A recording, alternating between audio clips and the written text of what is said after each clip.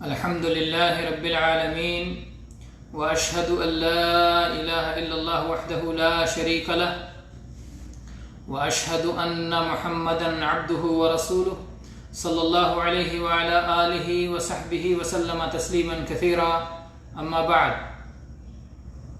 میرے معزز بھائی، قابل احترام سامع، استغفار کے سلسلے میں دروس کا یہ سلسلہ اللہ کے فضل و کرم سے جاری ہے، جس میں آج انشاءاللہ تعالی ہم استغفار کے صیغوں سے متعلق گفتگو کریں گے کہ کن الفاظ کے ساتھ اللہ تعالیٰ سے استغفار کیا جائے، اللہ تعالیٰ سے معافی طلب کی جائے. قرآن اور حدیث میں بہت سارے صیغے آئے ہیں. اس سے معلوم ہوتا ہے کہ استغفار کے لیے اللہ تعالیٰ نے ہمیں کسی لفظ کا پابند نہیں بنایا ہے، بلکہ جن لفظوں کے ساتھ بھی ہم اللہ سے معافی طلب کر سکیں وہ الفاظ ہمارے لیے جائز اور درست ہیں. لیکن اگر ہم ان الفاظ کا استعمال کریں جو اللہ تعالیٰ نے قرآن پاک میں ذکر کیا ہے اپنے انبیاء کے تعلق سے، اپنے نیک بندوں کے تعلق سے، کہ انہوں نے ان الفاظ کے ساتھ اللہ سے معافی مانگی، تو ظاہر ہے کہ ان کا درجہ اور مقام بڑا ہوگا. اور ایسے ہی نبی کریم صلی اللہ علیہ وسلم نے استغفار کے لیے جو الفاظ سکھائے ہیں، اگر ہم ان الفاظ کے ساتھ استغفار کرتے ہیں، اللہ سے معافی طلب کرتے ہیں، تو ان کی قیمت، قدر و قیمت زیادہ ہوگی. اس سلسلے میں ہم دیکھتے ہیں سورہ قصص آیت نمبر 16 میں اللہ تبارک و تعالیٰ نے استغفار کا ایک صیغہ ذکر کیا. قال رب انی ظلمت نفسی فاغفر لی فغفر له انہ هو الغفور الرحیم. انہوں نے کہا کہ اے میرے رب مجھے بخش دے، میں نے اپنی جان پہ ظلم کیا ہے. رب انی ظلمت نفسی فاغفر لی، یہ ہوا صیغہ استغفار کا. رب انی ظلمت نفسی فاغفر لی، اے اللہ میں نے اپنی جان پہ ظلم کر لیا ہے، اے اللہ تو مجھے معاف فرما دے. تو جب انہوں نے اس صیغے کے ساتھ اللہ سے معافی مانگی، اللہ تعالیٰ نے خوشخبری سنائی، فغفر له انہ هو الغفور الرحیم، اللہ نے انہیں بخش دیا. اللہ تعالیٰ تو بہت بخشنے والا اور بہت مہربان ہے. تو یہ ہو گیا پہلا صیغہ استغفار کا، رب انی ظلمت نفسی فاغفر لی، رب انی ظلمت نفسی فاغفر لی. دوسرا صیغہ استغفار کا سورہ مومنون آیت نمبر 118، اللہ تعالی نے فرمایا وَقُلْ رَبِّ اغْفِرْ وَارْحَمْ وَأَنْتَ أَرْحَمُ الرَّاحِمِينَ. وَقُلْ اور کہو، رب اغفر اے میرے مالک بخش دے، وارحم اور کرم فرما، رحم فرما، وَأَنْتَ خَيْرُ الرَّاحِمِينَ اور تو رحم فرمانے والوں میں سے سب سے بہتر ہے. تو یہ صیغہ ہو گیا استغفار کا دوسرا صیغہ، رب اغفر وارحم وانت خیر الراحمین. رب اغفر وارحم وانت خیر الراحمین، یہ استغفار کا دوسرا صیغہ ہو گیا. استغفار کا تیسرا صیغہ سورہ آل عمران آیت نمبر 147 میں اللہ تعالیٰ نے فرمایا وما كان قولهم الا ان قالوا، ان کی بات تو یہی تھی، انہوں نے یہی کہا. کیا کہا؟ ربنا اغفر لنا ذنوبنا واسرافنا فی امرنا وثبت اقدامنا وانصرنا علی القوم الکافرین. ربنا اغفر لنا ذنوبنا واسرافنا فی امرنا وثبت اقدامنا وانصرنا علی القوم الکافرین. تو یہ تیسرا صیغہ ہو گیا استغفار کا، ربنا اغفر لنا ذنوبنا، اے ہمارے رب ہمارے گناہوں کو بخش دے، واسرافنا فی امرنا اور اپنے معاملات میں ہم نے جو کچھ اسراف کر لیا ہے، تجاوز کر لیا ہے، اے اللہ اسے بھی معاف کر دے. وثبت اقدامنا اور اے اللہ ہمارے پیروں کو ثابت کر دے، جما دے، ہمیں ثابت قدمی عطا فرما دے. وانصرنا علی القوم الکافرین، اے اللہ کافروں پر ہمیں غلبہ نصیب فرما. تو یہ ایک صیغہ ہے استغفار کا، تیسرا صیغہ ہو گیا۔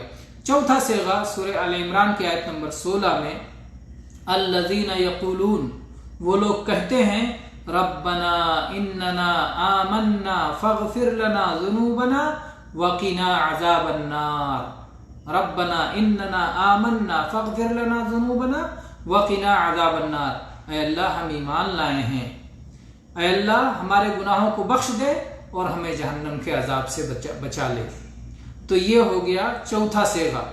پہلا صیغہ رب انی ظلمت نفسی فاغفر لی، دوسرا صیغہ رب اغفر وارحم وانت خیر الراحمین، تیسرا صیغہ ربنا اغفر لنا ذنوبنا واسرافنا فی امرنا، چوتھا صیغہ ربنا اننا آمنا فاغفر لنا ذنوبنا وقنا عذاب النار۔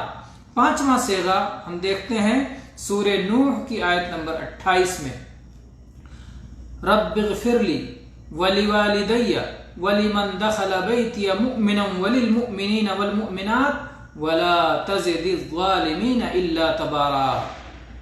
یہ ہے استغفار کا صیغہ، رب اغفر لی، یا اللہ مجھے بخش دے، ولوالدی، اور میرے ماں باپ کو بخش دے، ولمن دخل بیتی، اور جو بھی میرے گھر میں داخل ہو، مؤمنن، حالت ایمان میں، حالت ایمان میں، کیونکہ جو حالت کفر میں ہو اس کے لیے مغفرت کی دعا جائز نہیں ہے، اس لیے جو میرے گھر میں داخل ہو حالت ایمان میں، اے اللہ تو اسے بھی بخش دے، وللمؤمنین والمؤمنات، اور اے اللہ ایمان والے مردوں اور ایمان والی عورتوں کی بھی بخش دے۔ یہ ایمان والے مردوں اور ایمان والی عورتوں کے لیے غائبانہ دعا ہے جو کہ بہت اپنے اندر فضیلت رکھتا ہے۔ جب کوئی شخص کسی اور کے لیے غائبانہ دعا کرتا ہے تو فرشتہ اس کے لیے دعا کرتا ہے، تو یہ ایمان والے مردوں اور عورتوں کے لیے غائبانہ دعا ہے۔ اور اس کے بعد میں ظالموں پر بد دعا ہے، ولا تزد الظالمین الا تبارا، اور اے اللہ تو ظالموں کی ہلاکت کو اور بڑھا دے، اے اللہ ظالموں کی ہلاکت اور تباہی کو اور بڑھا دے۔ تو یہ صیغہ ہو گیا پانچواں صیغہ استغفار کا، رب اغفر لی ولوالدی ولمن دخل بیتی مؤمنا وللمؤمنین والمؤمنات۔ اس کے بعد میں چھٹا صیغہ سورہ آل عمران کی آیت نمبر 193 میں ربنا اننا سمعنا منادیا ینادی للایمان ان آمنوا بربکم فآمنا ربنا فاغفر لنا ذنوبنا وکفر عنا سیئاتنا وتوفنا مع الابرار، ربنا اننا سمعنا منادیا ینادی للایمان ان آمنوا بربکم، اے ہمارے رب، اے ہمارے مالک، ہم نے ایک آواز لگانے والے کو سنا جو آواز لگا رہا تھا کہ اپنے رب پر ایمان لاؤ، اے رب ہم اپنے رب پر ایمان لے آئے۔ اس منادی کی آواز سن کر کے ہم اپنے رب پر ایمان لے آئے، اے رب تو ہمارے گناہوں کو بخش دے اور ہماری خطاؤں کو درگزر کر دے اور ہمیں نیکوں کے ساتھ وفات دے، ہماری جب وفات ہو تو ہمارا شمار نیک لوگوں میں سے ہو۔ تو یہ بھی ایک صیغہ ہے استغفار کا، ربنا اننا سمعنا منادیا ینادی للایمان ان آمنوا بربکم فآمنا ربنا فاغفر لنا ذنوبنا وکفر عنا سیئاتنا وتوفنا مع الابرار۔ تو یہ رہا قرآن پاک کی بعض آیات جس میں کچھ صیغے استغفار کے ذکر کیے گئے ہیں۔ اب جب ہم احادیث مبارکہ دیکھتے ہیں تو اس میں ایک صیغے کو اللہ کے نبی صلی اللہ علیہ وسلم نے سید الاستغفار قرار دیا ہے، یعنی جتنے صیغوں کے ساتھ استغفار کیا جاتا ہے ان سب کا یہ پیشوا ہے، ان سب کا آقا ہے، سردار ہے۔ اس سے معلوم ہوتا ہے کہ انسان کے زبان سے جو الفاظ کہے جاتے ہیں سارے الفاظ ایک درجے کے نہیں ہوتے، بعض الفاظ بادشاہ کا مقام رکھتے ہیں اور بعض الفاظ خادم یا غلام کی حیثیت رکھتے ہیں۔ تو استغفار کے ان الفاظ کو اللہ کے نبی صلی اللہ علیہ وسلم نے سید الاستغفار قرار دیا ہے، اور وہ الفاظ کیا ہیں؟ آپ نے فرمایا اللہم انت ربی لا الہ الا انت خلقتنی وانا عبدک وأنا على عهدك ووعدك ما استطعت أعوذ بك من شر ما صنعت أبوء لك بنعمتك علي وأبوء بذنبي فاغفر لي فإنه لا يغفر الذنوب إلا أنت. یہ ہے سید الاستغفار کہ اگر کوئی صبح میں پڑھ لے اور شام سے پہلے اس کی وفات ہو جائے تو جنت میں جائے گا، اور اگر کوئی شام میں پڑھ لے اور اگلی صبح ہونے سے پہلے اس کی وفات ہو جائے تو جنت میں جائے گا. یہ ہے سید الاستغفار. کیا اس کا معنی ہے؟ اے اللہ تو میرا رب، تو میرا مالک، تیرے سوا کوئی عبادت کے لائق نہیں ہے. اے اللہ تو نے ہی مجھے پیدا کیا ہے. اے اللہ میں تیرا بندہ، تیرا غلام ہوں. اے اللہ میں اپنی طاقت، اپنی استطاعت کے مطابق تیرے ساتھ کیے گئے وعدے اور عہد پر قائم ہوں. اے اللہ جو کچھ میں نے کیا ہے میں اپنے کرتوت کی برائیوں سے تیری پناہ میں آتا ہوں. اے اللہ مجھ پر تیری جو کچھ نعمتیں ہیں ان تمام نعمتوں کا میں اعتراف کرتا ہوں، اور اے اللہ ساتھ ہی اپنے گناہوں کا بھی اعتراف کرتا ہوں، اپنی کوتاہیوں، کمیوں اور خامیوں کا بھی اعتراف کرتا ہوں. اے اللہ تو مجھے بخش دے، تیرے سوا کوئی اور گناہوں کو معاف نہیں کر سکتا. گناہوں کو بخشنے والا اکیلا تو ہی تو ہے. تو اس میں بار بار توحید کا اعلان، اپنے خطاؤں کا اعتراف، اور اسی طرح سے اپنی طاقت کے مطابق اللہ کے وعدے اور اللہ کے عہد پر قیام کا تذکرہ، اپنی جان پر ظلم اور اپنے بندگی اور اپنی حیثیت کا اعلان، اور اسی طرح سے اللہ تعالیٰ کی ربوبیت اور الوہیت کا اعلان ہے. تو اسے اللہ کے نبی صلی اللہ علیہ وسلم نے سید الاستغفار قرار دیا ہے. تو یہ استغفار کا سب سے عظیم الشان صیغہ ہے، سب سے اہم صیغہ ہے، اور سب سے زیادہ قابل قدر اور قیمتی صیغہ ہے. یہ حدیث صحیح بخاری میں ہے، 6306 نمبر پر سید الاستغفار کی حدیث. اسی طرح سے استغفار کے لیے حدیث میں ایک صیغہ اور بھی آیا ہے، رب اغفر لی وتب علی انک انت التواب الرحیم. رب اغفر لی وتب علی انک انت التواب الرحیم. اے اللہ تو مجھے معاف کر دے، اے اللہ تو میری توبہ قبول فرما لے، تو بہت توبہ قبول فرمانے والا بڑا مہربان ہے. اور ایسے ہی حدیث میں یہ صیغہ بھی آیا ہے، رب اغفر لی خطیئتی وجہلی واسرافی فی امری کلہ وما انت اعلم به منی اللہم اغفر لی خطئی وعمدی وجہلی وحزلی وکل ذلک عندی اللہم اغفر لی ما قدمت وما اخرت وما اسررت وما اعلنت انت المقدم وانت المؤخر وانت علی کل شیء قدیر. یہ حدیث بھی صحیح بخاری میں ہے 6398 نمبر پر. تو بہرحال آپ دیکھیں کہ اس میں بھی اللہ کے نبی کریم صلی اللہ علیہ وسلم نے کس طرح سے اپنی امت کو تعلیم دی ہے کہ اللہ تعالیٰ سے اپنے گناہوں کی معافی مانگے. رب اغفر لی، اے اللہ مجھے بخش دے. رب اغفر لی خطیئتی، اے اللہ میری خطاؤں اور گناہوں کو بخش دے. وجہلی، اور میری نادانیوں کو بخش دے. واسرافی فی امری کلہ، اور میرے تمام معاملات میں مجھ سے جو اسراف ہو گیا ہے، حد سے تجاوز ہو گیا ہے، اے اللہ تو اسے بھی بخش دے.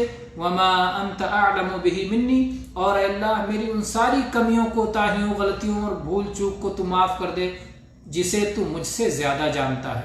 یقیناً ہم کوتاہیاں، کمیاں، غلطیاں کرتے ہیں اور پھر ہم بھول بھی جاتے ہیں، ہمیں یاد بھی نہیں رہتا کہ ہم نے یہ غلطی، یہ بھول چوک اور یہ کوتاہی کی ہے. تو ہم اللہ تعالیٰ سے یہ درخواست کرتے ہیں، یہ التماس کرتے ہیں، یہ طلب کرتے ہیں کہ اللہ جو کچھ ہم نہیں جانتے لیکن تو ہماری کمیوں کو جانتا ہے، اے اللہ ان سب کو تو معاف فرما دے، ان کی پردہ پوشی فرما دے اور ان کے برے انجام سے ہمیں محفوظ فرما دے.